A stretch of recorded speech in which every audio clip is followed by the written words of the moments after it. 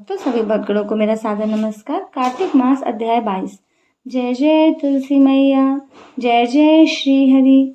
देवगणों ने कहा कि एक बार ब्राह्मण विष्णुदास अपने लिए भोजन बनाकर भक्ति में लीन हो गया। किसी ने उसका बनाया हुआ भोजन चुरा लिया। सायंकाल की पूजा में विलंब के डर से उसने दोबारा भोजन नहीं बनाया और उस दिन भूखा ही सो गया। दूसरे दिन वह भोजन बनाकर फिर पूजा करने लगा तो फिर कोई उसका भोजन चुरा कर ले गया। पूजा में देरी होने के कारण उस दिन भी उसने दोबारा भोजन नहीं बनाया और भूखा रहा। 7 दिन तक लगातार उसका भोजन कोई चुरा कर ले जाता रहा। वह भूखा ही अपनी भक्ति में लगा रहा। 8वें दिन सोचा कि मैं भोजन की रक्षा करूंगा, देखे कौन ले जाता है। वह छिप कर बैठ गया। थोड़ी देर बाद उसने देखा कि एक अत्यंत दुर्बल शरीर वाला चांडाल, जिसका शरीर केवल चमड़ी से ढका था, भोजन चुराने आया। जब वह जाने लगा तो ब्राह्मण ने उसे पुकारा कि भाई, यह घी भी ले जाओ। चांडाल ब्राह्मण को देखकर डर से दौड़ा, जिससे वह गिर पड़ा और मूर्छित हो गया। विष्णुदास अपने वस्त्रों से हवा करने लगा। मूर्छा उतरने पर वह चांडाल अपने रूप को बदलते हुए शंख चक्र गदाधारी विष्णु के रूप में प्रकट हुआ।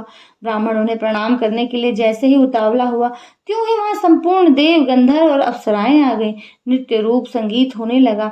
विष्णु भगवान ने अपना स्वरूप ब्राह्मण को प्रकट कर उसका आलिंगन किया और दिव्य विमान में बैठाकर उसे वैकुंठ ले गए।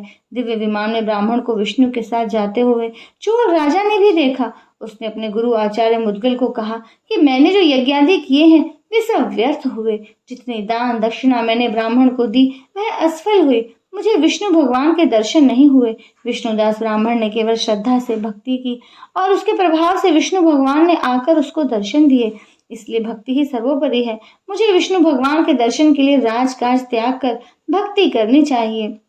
राजा के कोई पुत्र न होने के कारण उसने अपने भांजे को राजगद्दी का अधिकारी बना दिया और आप विष्णु भगवान की भक्ति करने लगा। बहुत काल तक भक्ति करने के बाद भी जब विष्णु ने दर्शन नहीं दिए, तब वहां अग्निकुंड में कूद पड़ा। अग्नि में प्रकट होकर विष्णु भगवान ने राजा को गोदी में उठा लिया और कहा कि मैं तेरे त्याग और भक्ति से बहुत प्रसन्न हूँ। उसका आलिंगन करके उसको दिव्य विमान में अपने साथ बैकुंठ ले गए। विष्णुदास ब्राह्मण और राजा पुण्यशील और सुशील नाम से विष्णु के द्वारपाल बनकर बैकुंठ में सुख पूर्वक निवास करने लगे। श्रीमन नारायण नारायण हरि हरि, भजमन नारायण नारायण हरि हरि। हरि ओम नमो नारायणाय, ओम नमो नारायणाय, हरि ओम नमो नारायणाय। राधे राधे भक्तों, आशा करती हूँ कि आप इस वीडियो से लाभ प्राप्त करेंगे और अधिक लाभ प्राप्त करने के लिए मेरे चैनल को सब्सक्राइब करें, बेल आइकन को प्रेस करें, वीडियो को अधिक से अधिक शेयर करें। अगला वीडियो आने तक के लिए नमस्कार, राधे राधे।